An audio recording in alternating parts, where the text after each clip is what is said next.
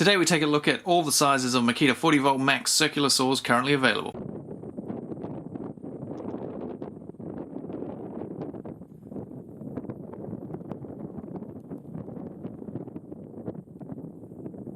The 125mm or 5 inch, the 165mm or 6.5 inch, the 185 or 7 1/4 inch, the 185 or 7 1/4 rear handled saw, and the beast, the 260mm or 10 1/4 inch 40V max cordless rear handled circular saw. If you're wondering which saw is right for you, well then this video is for you. I have reviewed all of these tools on my channel, and this is kind of like a mega review of all 5 of these different tools. This is every size of circular saw currently available on the 40V max Makita line. There are multiple versions of these 3. These 2 are just one-offs at the moment, the rear handles, but there is at least 6 different versions this size. 2 that size I think, and 2 that size. If at any point you're interested in buying any of them, I'll put some links down below to places in New Zealand where you can get them, and places in America and the UK. Some of them are currently only available in Japan, such as this, and if you want black ones, then you got to get them from Japan. Those links will also be down below. We'll take a look at them all individually, and then there'll be some comparisons on screen between them for cutting speeds. So this is going to be a long one. Grab yourself a drink, strap yourself in, and let's get into it. First up, the HS005G 125mm circular saw with a front that comes off.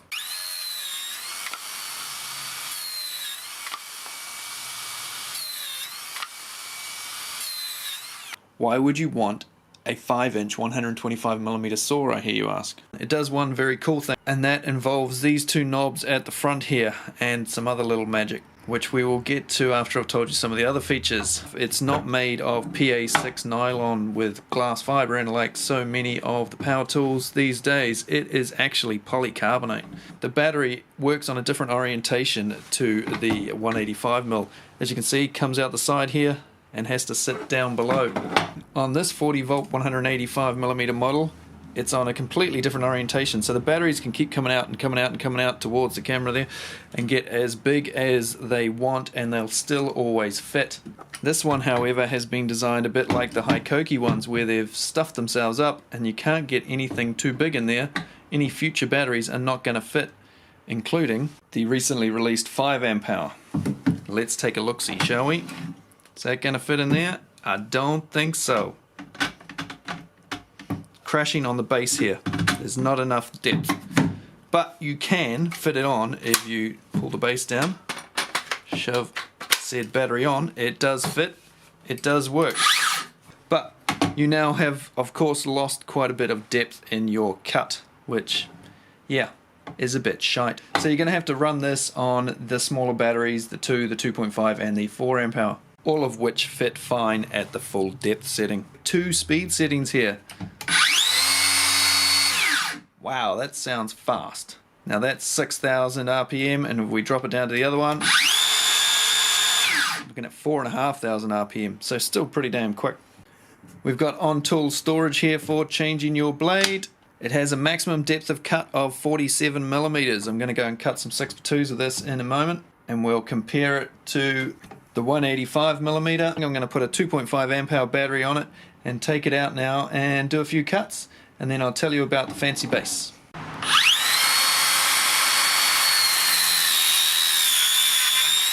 First of all, before I scratch it all up, I've got to show you this base. Look at that base. It's almost like mirror finish. It says it's aluminium, but that's the shiniest damn aluminium I've ever seen. It's like chromed aluminium. It is a work of art, and it's a shame that it's going to get all scratched up, no doubt. It's almost worth buying for the base alone. The base of this saw can bevel in both directions. Ho ho.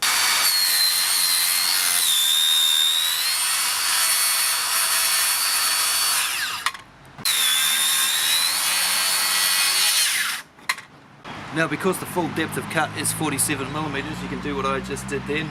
Chuck it on your sawhorse and not worry about going through your sawhorse and not having to adjust the base of the saw. It's just set to cut framing, timber, every shot. When it comes to beveling though, not so good.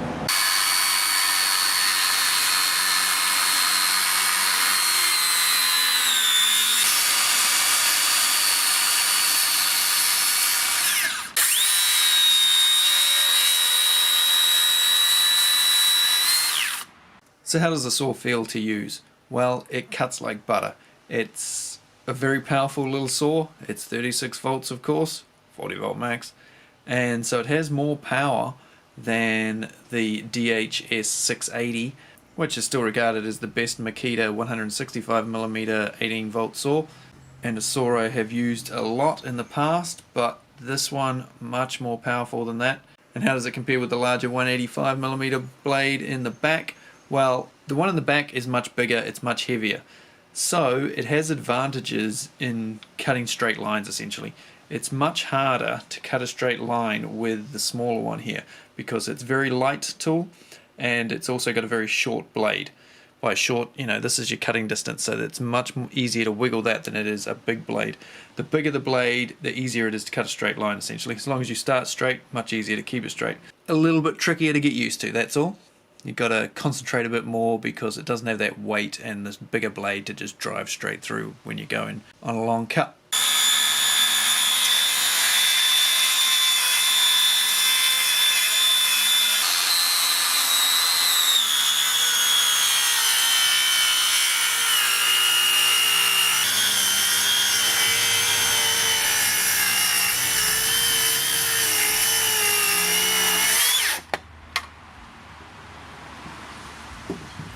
It's a well thought out tool, this one. You've got this funny little bit of plastic on the side here above the motor. That's so you can stick it like that and it sits nice and flat. So it makes it nice and easy for changing your blade. There's another thing that makes it easy for changing your blade that some of you will have already seen. And that is, there is now no base there. No base plate like this, no base plate like this, just open.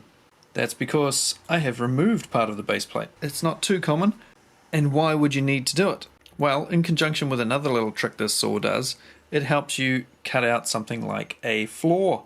If you have to repair a floor, replace an old ply floor or chipboard floor that's swollen up or anything like that, you can cut around the edge of your room with this saw and get right up against the edge. Now that is a brilliant feature as far as I'm concerned.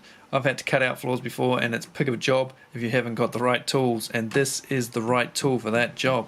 And I wish I had one of these years ago. So this piece of the base comes off pretty simply. It's got just two knobs, one on each end there. They're captive sort of bolts there, screws.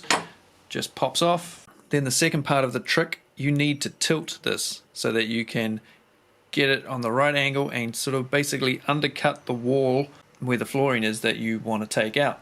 Not only is this good for floors of course, but you can also get into the corner of walls and ceilings, anywhere where you need to flush cut hard up against the wall. So to bevel this base in the opposite direction to the way you would normally do it, you have two knobs. We have one at the front and one at the back, so that's good. Locks front and back. Most just have them on the front. These other two saws sitting over here only have them on the front. So normally you would tilt like that, bang, tighten her up, bang, tighten her up. There's your 45-degree bevel there. But if you want to go up against the wall, you need it to bevel the other direction. So you loosen these off, spin it back. It'll only go to that point there. Now you need to lift the main part of the saw just a bit. Seems to need to go up a little bit, but that's okay. If you're cutting out flooring, it's only going to be around 3/4 of an inch, 19mm thick, so we'll lift that up a little bit, lock it in place. Gives us this gap here so that we can tilt the base up towards here.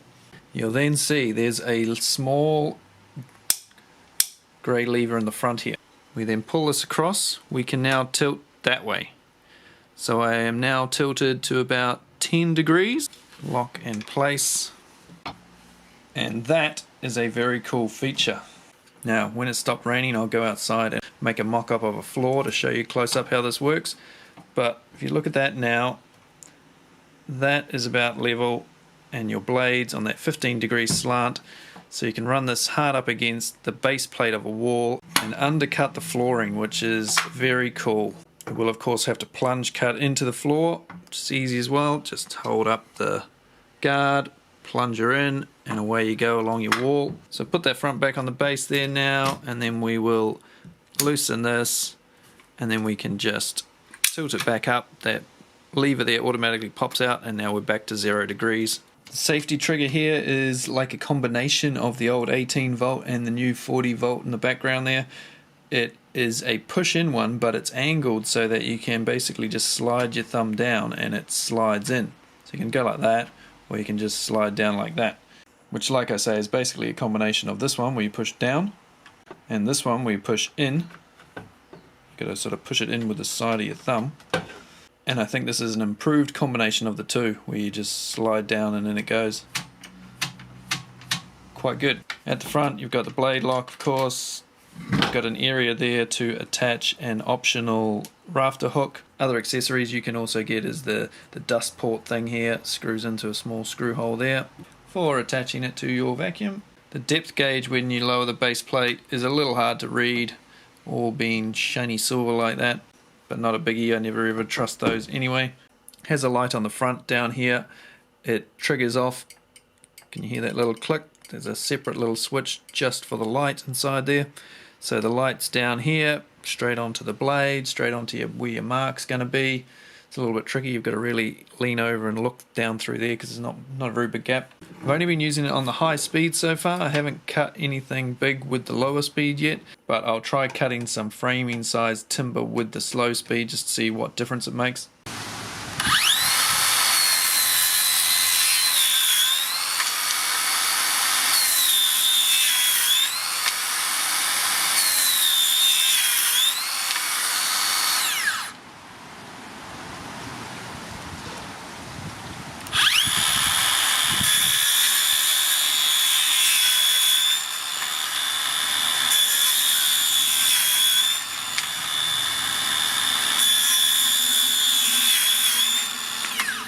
Even though it looks so small, it still does full depth cuts if you're a framer. As long as you don't want to do beveled cuts, of course, because you won't get through the 45mm with a bevel on this thing. I haven't actually checked what the bevel depth is yet. I'll do that again when it stops raining. And just so you know, the HS001 is a 165mm saw. The HS002 is a 165mm saw, but with the AWS. This one, the HS003, is a 184mm, or you can get up to 190mm blades in this, and it has AWS. The HS004 is also a 184mm saw, but the base is different. It comes with a grooved base so you can stick it straight on a track. Then we have the 005, which is this model, the 125mm, and then if you get the HS006, it's basically the same as this, but with AWS. AWS being the Bluetooth system for starting up your vac. 2.2 kgs. That's good for a circular saw. How much is the 03? 3.6. 1.4 kgs heavier. And the 18 volt 680 165mm blade, which is a pretty light saw. It's a nice little saw to use. 2770, so nearly 2.8 kgs. So it's about 600 grams, or about 118 volt 6 amp hour battery heavier than this little cutie. I used to think this 165mm saw looked small, but look at this little cute thing, far out. This blade looks massive compared to that now.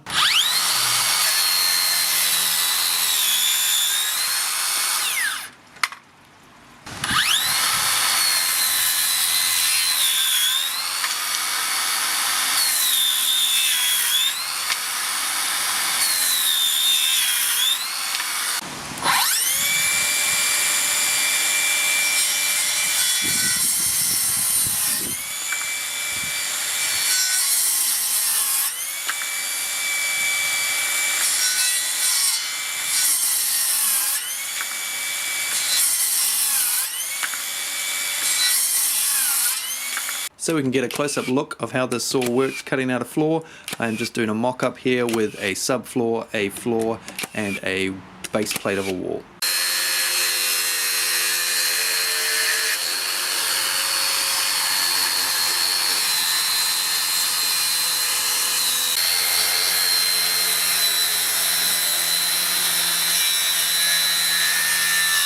So that cut, as you can see, has left us a very nice finish along our wall base plate to our floor. This might also have a skirting on it depending on what you're doing, but you can get it flush with the bottom, which is very, very cool. And the undercut makes it very easy to attach your next bit of flooring without any issue of the two edges butting up against each other and pushing each other apart.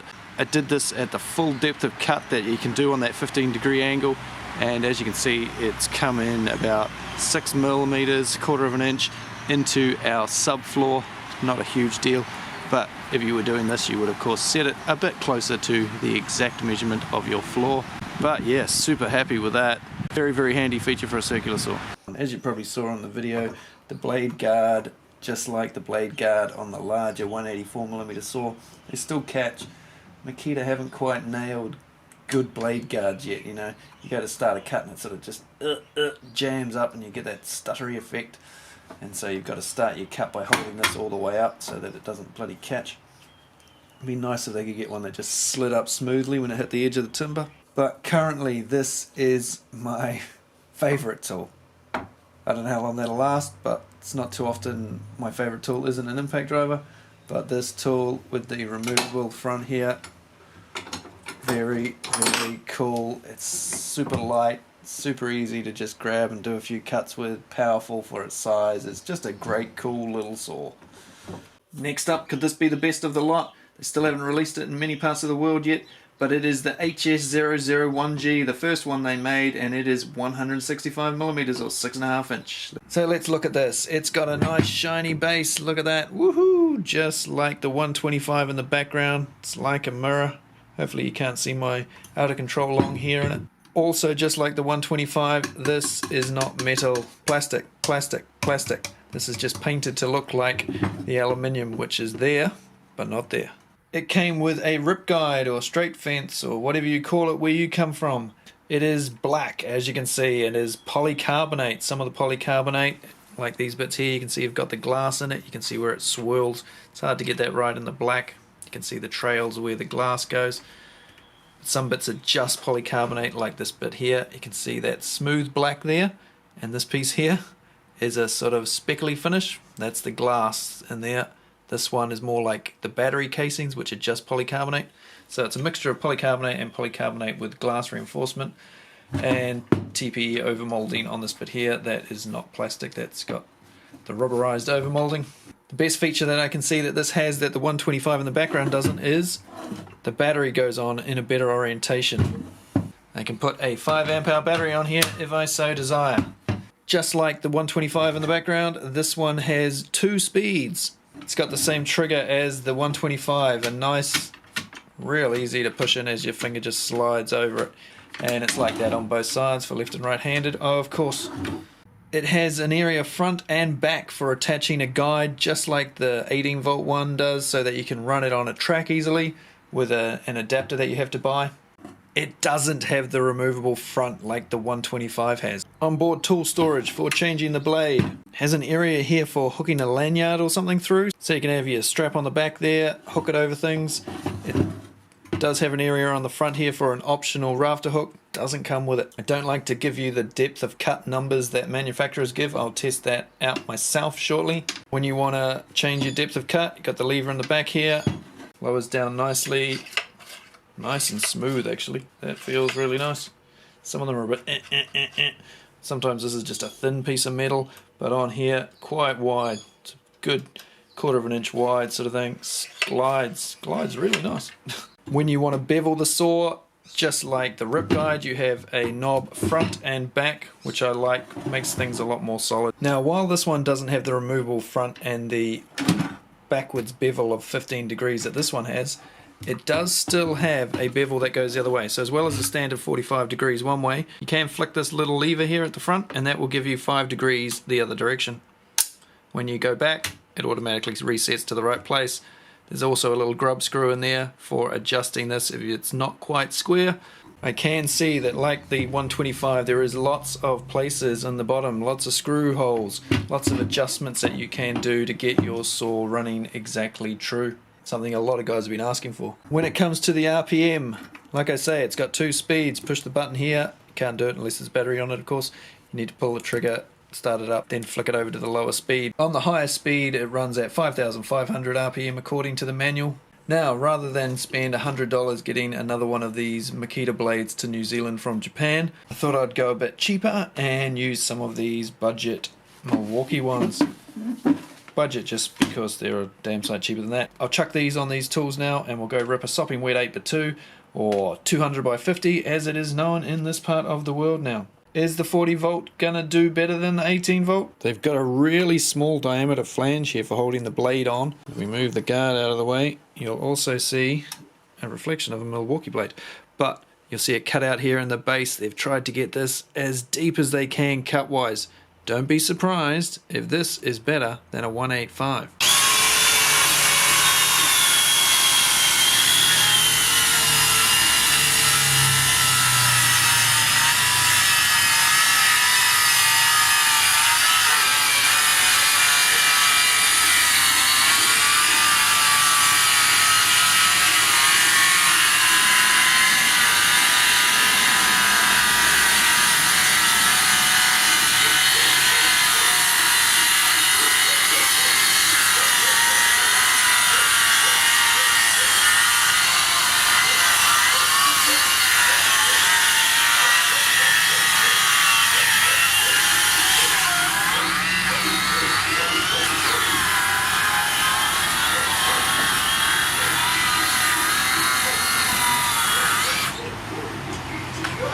Those saws did well, man. That is sopping wet.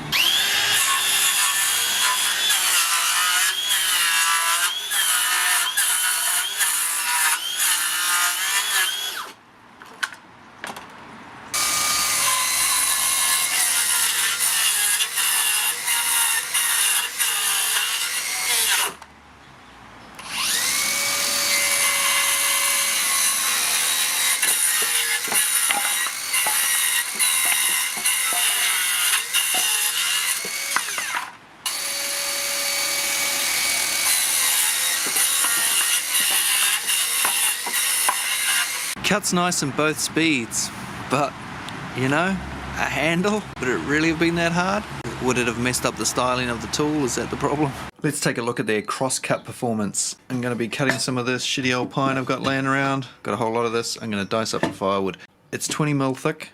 I'm going to put it up 3 layers thick to cut, and the 18 volt there may have a little bit of a problem with this.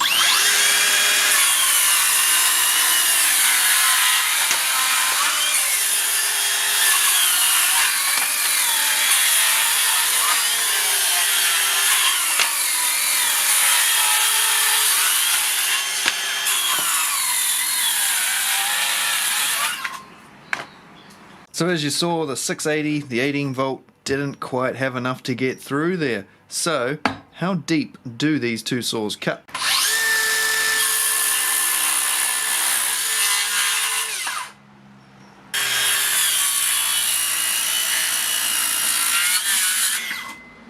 So this is the 18 volt, this is the 40 volt. 18 volt coming in at about 58.5 millimeters, which is pretty good, but the 40 volt comes in at 66 millimeters. See how they've reduced the size of that to get the depth of cut?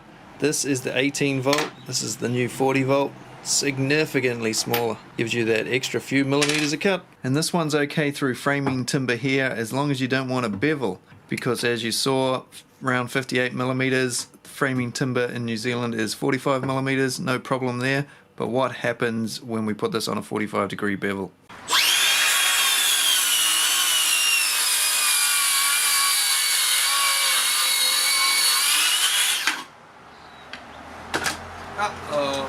So this saw, with this saw blade on it, can do a bevel cut to 46 millimeters, whereas the 18 volt only managed 42.5, which is of course the difference between making your cut and giving yourself a headache.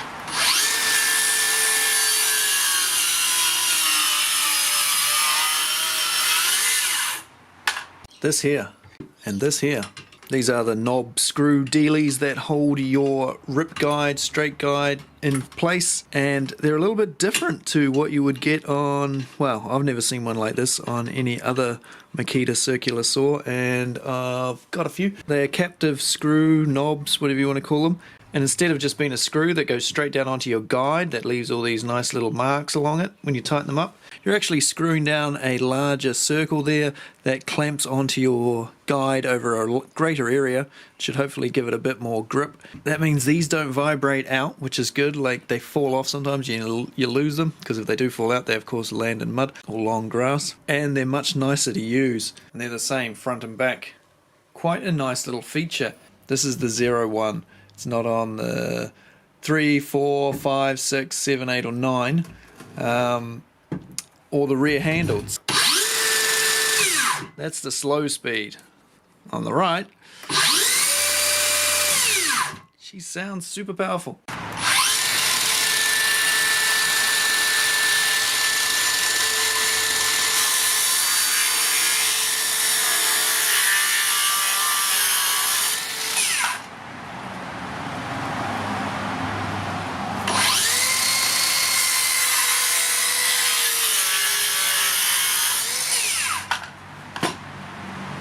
On the left, on the slower speed, it basically cuts at the same speed as the 18 volt. Now if you've got a different 18 volt model, one of the earlier models than the one I showed earlier, then there's an even greater jump in speed difference. Now the depth of cut, this one as you saw cut a lot deeper than the 18 volt one. You can get an 18 volt one from Makita that is a deep cut one. It just comes as standard with the 40 volt. When you're using it, when you're doing ripping, it feels way more powerful. You know, when you're using a tool and you're using a saw and it starts to struggle and it sounds a bit sad. This, you get that a lot less than you would with an 18 volt one.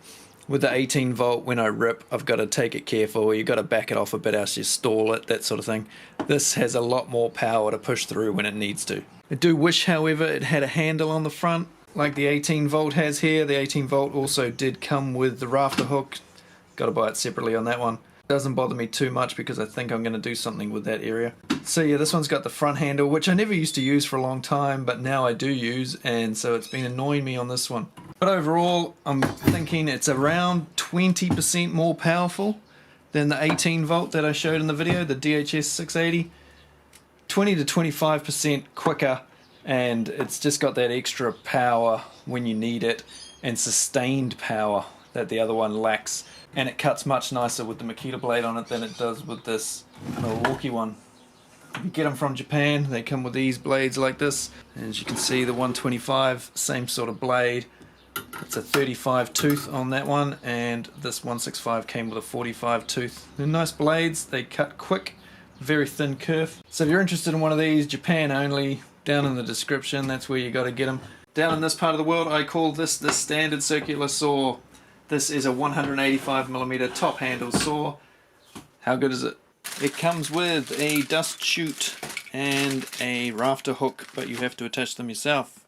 So I just realized it hasn't come with a rip fence. I don't know if they forgot to put it in the box or whether it's just not included. Not the end of the world, I do have quite a few of them.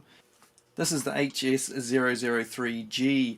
The difference between the HS003G and the HS004G is that the 4 has a groove in the base so that you can run your saw along a guide rail. Well, it bevels of course, and it goes up to 56 degrees.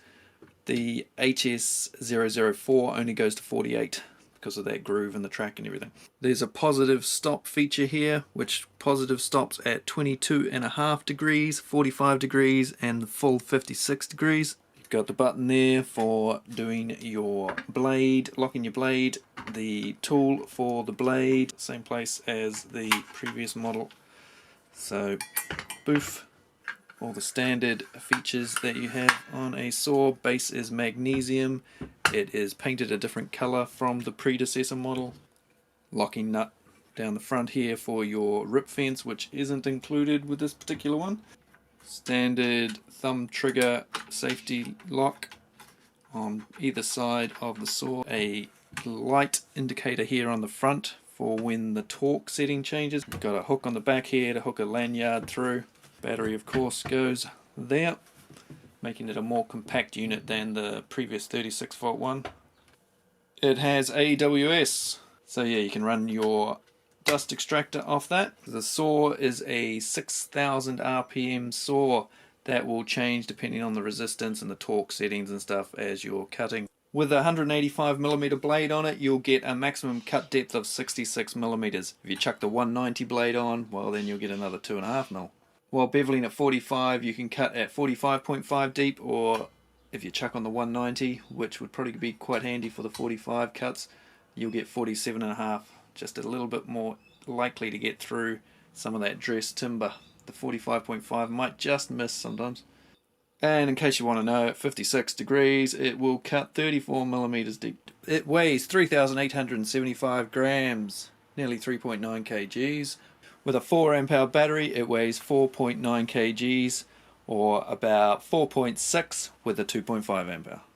It is of course brushless, has a brake. What else is there to say? I think it is time to go and use it. While we wait for some batteries to charge, let's have a look at its predecessor. This is the 18x2 36 volt Makita 185mm circular saw. It is, from what I can see, the same saw. It has exactly the same base, just in a different color.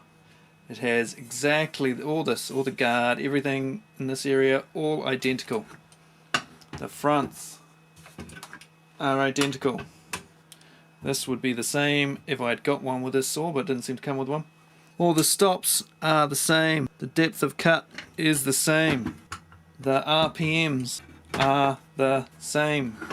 This looks like the same tool, the same mold almost. This one just of course has a bit added on the end.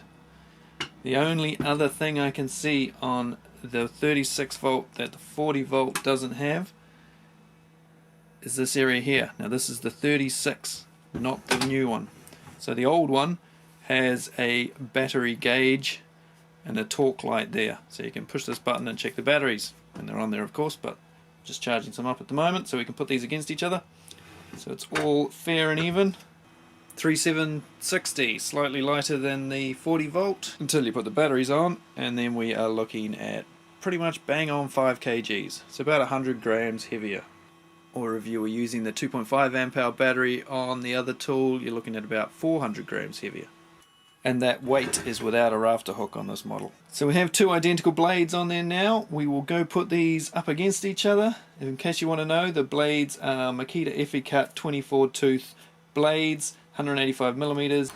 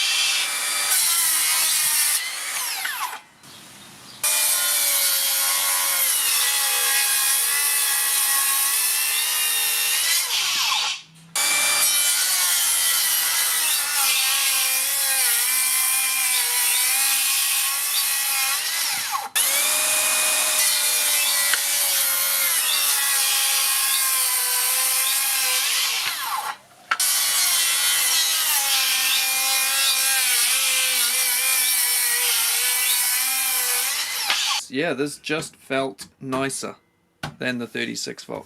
The 40 volt particularly, I could feel it doing the cross cuts, but particularly when I started ripping, the 40 volt had more power, more torque to get through the ripping cut.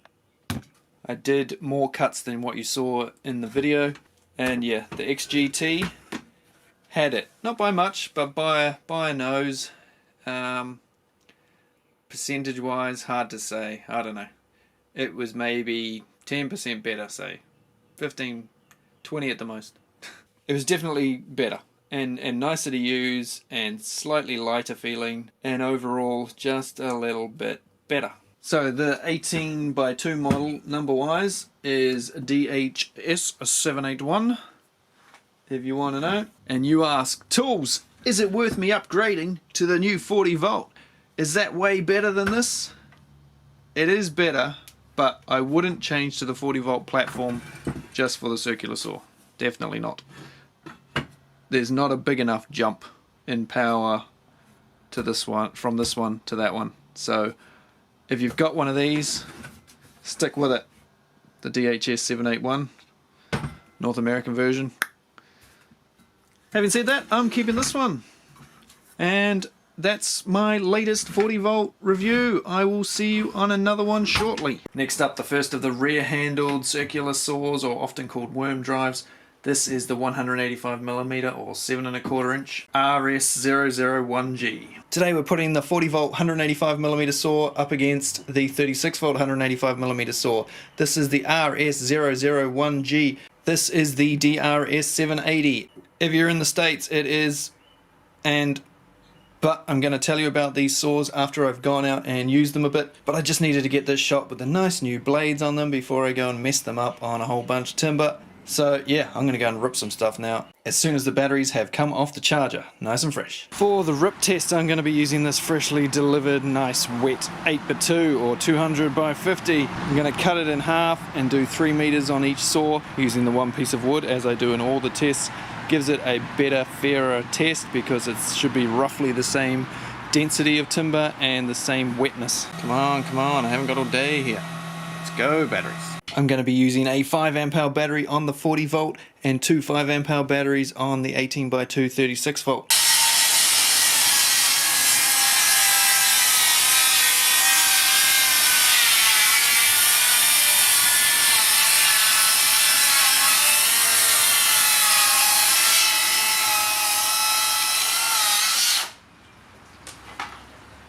Well, I haven't seen the footage that you've just watched, but I don't need to see it to know which one of these saws cut the best.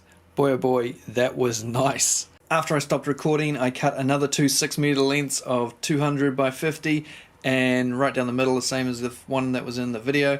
So that's 15 meters in total, and it hasn't even put a mark on the blade. That's how straight and smooth this thing was to use. Those, I think, were the nicest rip cuts I have ever done with a circular saw, certainly with a battery circular saw. It didn't lose power, it just went through nice, smooth, straight, consistent all the way.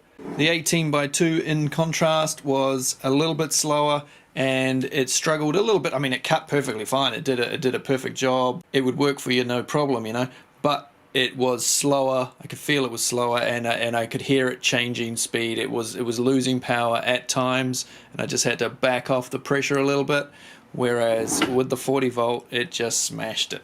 I just want to keep ripping now, but I can't rip up all the timber because I need to save some for another saw that I've got to review that has just arrived. These saws are all made in China. Even the ones I've gotten from Japan have been made in China. Now let's take a look at what's the same and what's different between these two saws. The base plates are the same.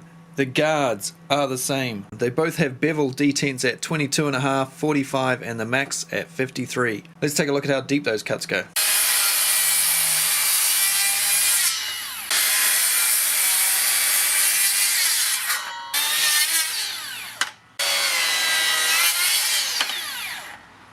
The depth of cut on both tools is the same. A standard straight up and down 90-degree cut is 65mm deep. If you do it on 22.5, you're looking at 45 degrees, you're looking at 45mm, and at 53 degrees, you're looking at about 38. That is with a 185mm blade. If you stuck a 190 on there, you'll get a couple more mil out of each of those measurements.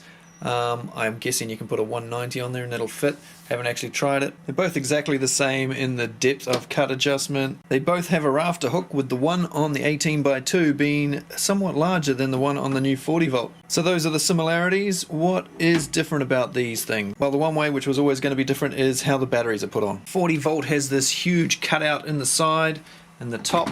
The batteries go in like so. I'm not a huge fan of it, as it's quite tricky getting your thumb in here to get these out.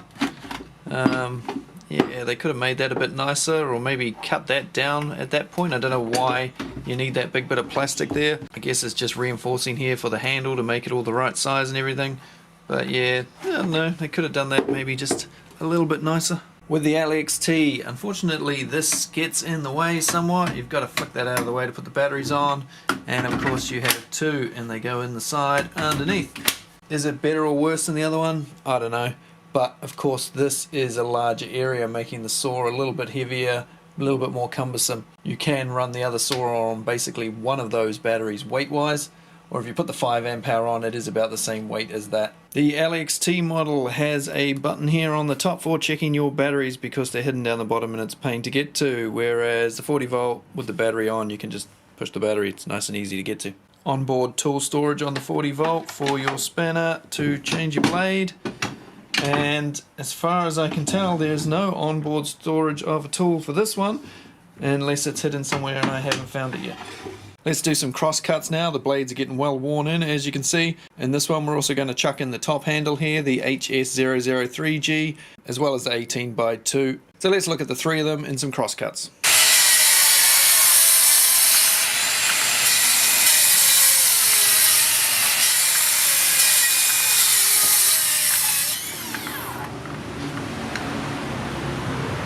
When it comes to dust extraction, they both have the same size port. I now want to put it up against the HS003, the top handle here.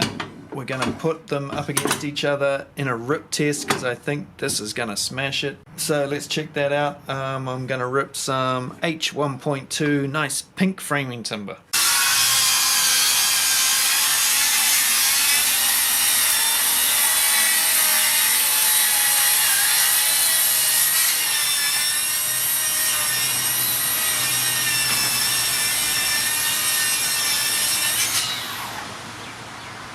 So why is this saw cutting much faster than the other two? Let's take a look at the RPMs.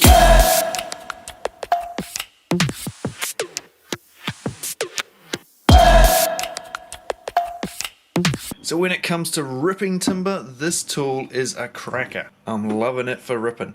As for cross cuts, not quite so much. As you would have seen in the video, cross cuts, I was doing some in 300 by 50, that's 12 by 2, and it was fine for that large timber. When you're doing like 4 by 2s and stuff, if you're just holding them in your hand and trying to cut them and stuff with this, a little bit more annoying because all the weight of the tool's up the front here and your hand's way back here. When you're using a top handled saw like this, the weight is right underneath your hand, makes it easy to hold and steer, and yeah, just do your cut. With this, when you sort of let it go, it wants to hang down like this because it's quite hard to hold it up straight with one hand all the time. Now I know North Americans, you guys are much more used to using these saws for everything, but in this part of the world, in fact in most of the world, we don't really use these rear handled, worm drive, sidewinder, whatever you want to call them, circular saws. We just don't use them. We've always had these top handled ones.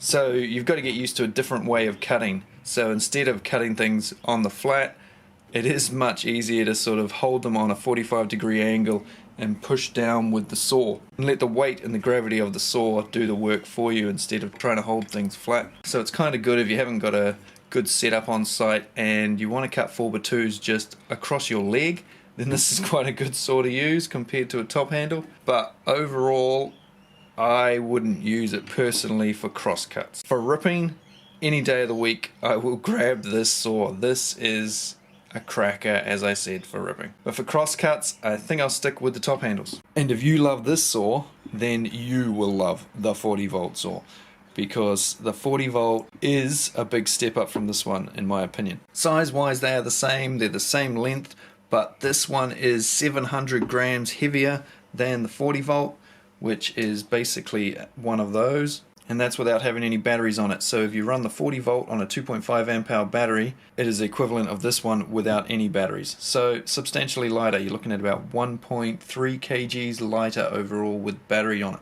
So that's a big improvement just there, really.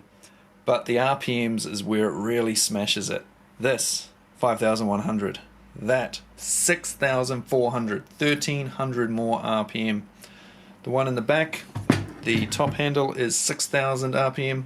You wouldn't think that extra 400 would make a big difference, but definitely feels a lot more power in this rear handled saw than there is in that top handled one. So I'm left with a bit of a dilemma here. I'm thinking maybe I should go with that one for ripping. You get rid of that one and run a 165 for cross cuts and whenever you want a light tool when you're up a ladder, that sort of thing. And maybe the little 125 because the front comes off and it gives you a whole lot more options for getting into tight spaces and doing up against walls and stuff. And no AWS on the 40 volt in the front or the 18x2 in the back. So that's the new Makita RS002G, or if you're in the States it'll be the GSR01, I do believe, something like that. It's a little bit hard remembering all these numbers and tracking down all these numbers, especially since some of these tools when I make these videos aren't released yet and sometimes it's hard to find the numbers in certain parts of the world. If you want to buy one, I'll try and stick some links down below. You can order them from Handy Hardware in New Zealand. You can get one from Amazon in the UK. You might be able to get one from Amazon in the States. Have a look down below. The links will all be in the description. And finally, the 260mm beast. 10¼ inches on a cordless circular saw. Isn't that fantastic? And it's not even that heavy. So let's take a look at that. If you want depth of cut, this is a saw for you. Now that's a pretty big blade for a circular saw.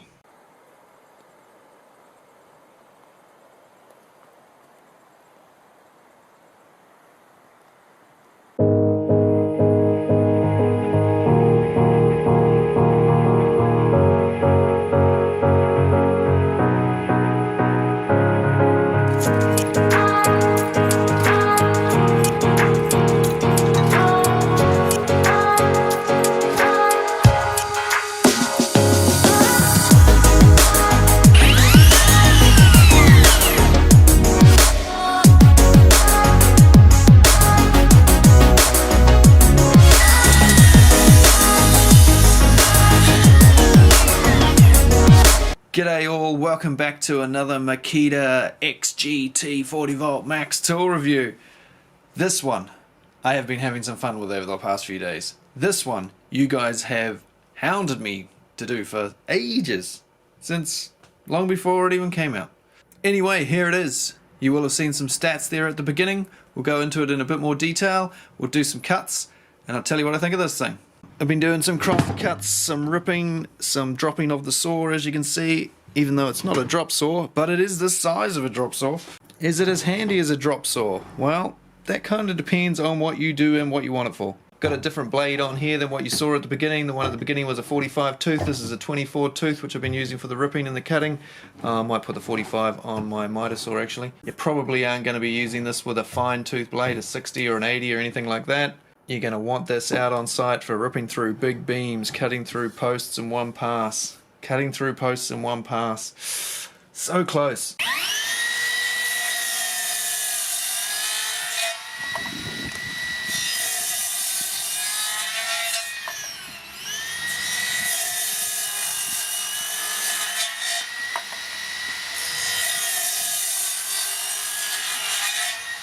The first cuts I did with this saw, which weren't on camera, and I was cutting through a post like this and I thought, woohoo, it makes it all the way through. They said it was only 95mm.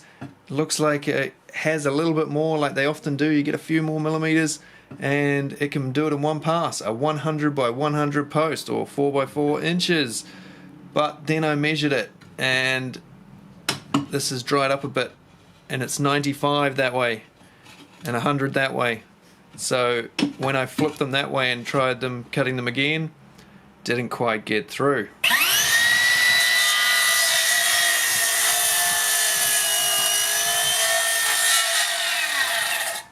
If only they could have got a little bit more out of here and we would have got to 100mm depth of cut, which would have made this saw so much better. Just those extra few millimeters makes a big difference. Might not affect some guys, but I think that extra 5mm would have made this saw just so much better.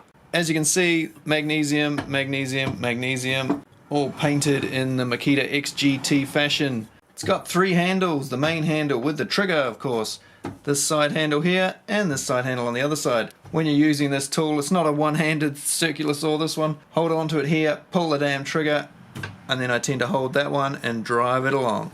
I love saws with big blades like this when you're ripping because it's just so easy to keep it straight. it is 10 times easier to do a straight cut with this than it is with this.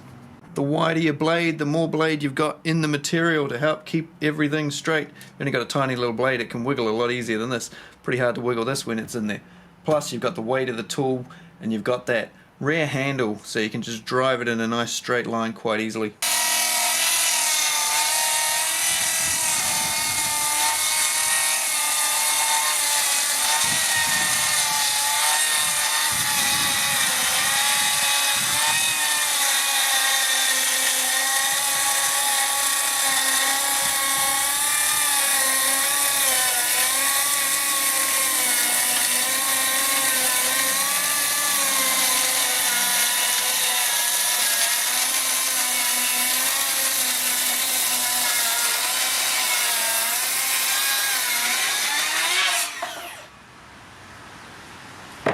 I didn't push it too hard while I was doing that ripping, I just sort of let the saw do the cut and just gradually pushed it along. It felt like if I pushed it too much harder, it was gonna stall. So, on that note, how easy is it to stall?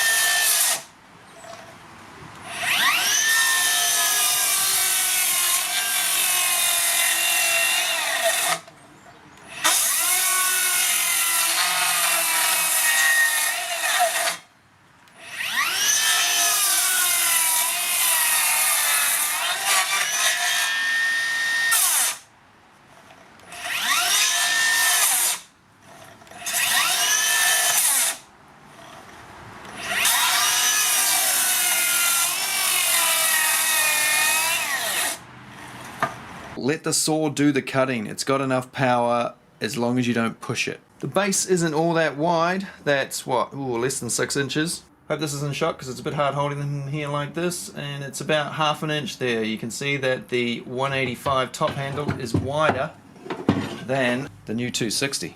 Blade is on the left hand side.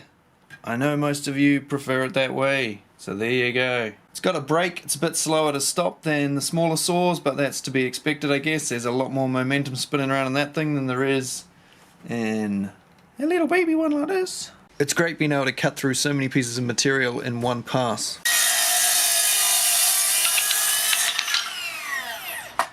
Does everything you expect a circular saw to do. You've got your depth of cut setting there. You have on the front your bevels. You've got a stop at 22.5, 45 and 56. I actually found it goes a bit past 56, so you might get 58 maybe, I don't know. When you are beveling, this is what you'll get.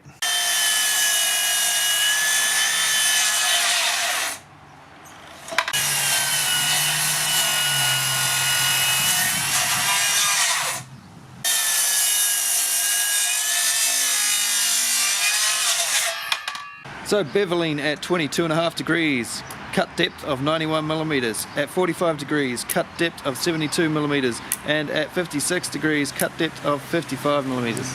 Nice big rafter hook, which you want. You don't really want to be hooking this on your belt. She's a heavy old beast. You want to chuck it on a nog or something, get it out of the way on a piece of timber. Down here you can see AWS. The dust collection on these rear handle saws is a little bit different to the top handle ones. Instead of having it on the front here where it would normally be, the dust all comes around, shoots around there and goes pff, out it goes. On this saw it's right at the point where the saw is coming back into the tool, and you have a little rubber stop here, and that's where you hook your dust extraction up to. And as you can see, I haven't had it going, so it is well and truly caked full of shit. Get all that out of there. I haven't used it on dust extraction. It's not the sort of saw I probably would put on dust extraction, just because it's so big. So when I'm using this, I'm going to be out in an awkward place where hooking it up to a vacuum probably not that easy. If you're doing repeated cuts all in the one spot, then yep, fair enough, you could hook it up to a vac. If you're doing long rips and stuff though, a vac can be extraordinarily annoying. But having said that, it does make a lot of mess if you're cutting through thick shit like that, so you might want to use it. What about cutting something a bit harder like a railway sleeper or something?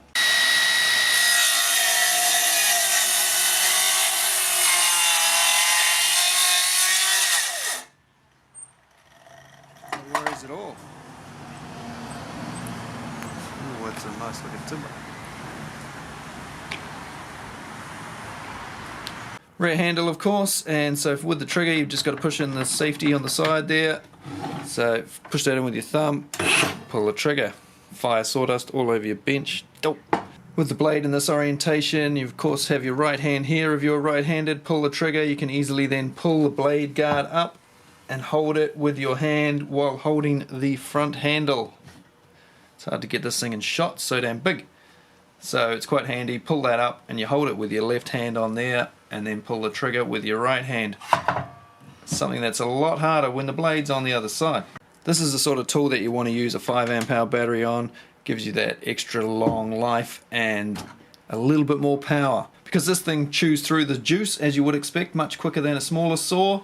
Look how big the motor area is. Absolutely tiny. They're getting so much power out of such a small motor with this thing. And it's relatively light. I just tried weighing it and it's maxed out my scales, which go up to 5 kgs, but the website says it's 4.9. So maybe it's 4.9 without the blade. Who knows? It's around the 5 kg mark anyway. That's without a battery. So if you were thinking, hey, this saw is massive, why buy all the other ones? I can just buy this big one and it'll do everything, every cut I need. Well, in a way, yeah, but 5 kgs, that's pretty heavy. Does anybody remember what this one weighed? I think we're looking at like 2.2 kgs. So, massive difference. You could have one of these in each hand, it's still going to be lighter than using that big fella. This is the sort of saw you would only get out when you needed it. Some guys would need it every day, most guys would only need it every now and again. It's not the sort of saw I would use on a daily basis by any means, but very handy when you do need it. But if you wanted just an all-round good circular saw, you're better off with something like that, a 185mm, because that will do most of what you need. This is a rare occurrence saw for most people. Now, depending on where you reside on this planet, you may get different things with this tool. This may be different size. You may or may not get one of these. Your blade might be different. Yours may or may not come with an AWS chip. They do different configurations all around the world for whatever reason. Some of the things I say in here you might think are wrong, but they might just be different where you come from. What else do you need to know? The wrench for changing the blade is on the back here. It slots in there quite tightly. Bit different to the other Makita ones, which they normally have a hex to go in the middle there. They haven't given you the hex key on this one. They've given you something a bit sturdier. So that's a 13mm spanner and it wedges in the back there. Now I think to date this is the largest circular saw that you can get that runs on a battery. Right, any questions? Yell them out. Come on, don't be shy. Anyone? You at the back? No? No one? Okay then, I guess we'll put an end to this video. If you want to see more 40 volt max stuff, let me know down below what you want to see. Make sure you're subscribed so that you do see it. Ring the little bell next to the subscription thing. If you hit the like and stuff as well, that helps me. Leave some comments. We get to put these videos out more often then. Do I recommend this tool? If you need it, yeah, get it. There'll be links down below. Handy hardware in New Zealand. There'll be some Amazon links to other places, maybe links to in Australia, UK, US. Have a look down below. There'll be more information there. I'll put a link to Makita New Zealand's website as well if you want to find out more about this thing. It's a beast of a saw. Congratulations and thank you for making it this far through the video. Hopefully that has helped you make your decision on which Makita 40 volt max tool you should buy, because no one really needs this many of them. So if you were to buy only one, if you could only buy one circular saw, I would probably go for the 165mm because you have a good depth of cut. It cuts as deep as this thing will. It is lighter and more compact than the 185 of course, so much better upper ladder on a roof, those sort of things, and has plenty of power for a small saw. If it is power you want though, it's hard to go past the rear handled RS001G in the back there. That is a beast of a saw. That is fantastic for ripping. If you use circular saws for ripping more than anything else, then that is a great tool to have in your kit. If you do a lot of big stuff, well then you might want to go with the big one. This is of course a good all-round saw. And the 125, which is probably my favorite, because that front comes off, makes it such a versatile tool for doing odd jobs, cutting out floors and the like. So it's a great lineup of circular saws. Makita haven't left much out in that range there. If you don't know already, I do tons of Makita reviews on this channel, maybe more than anybody on YouTube. So subscribe if you're into Makita stuff, and I will check you out on a video real soon. Cheers guys.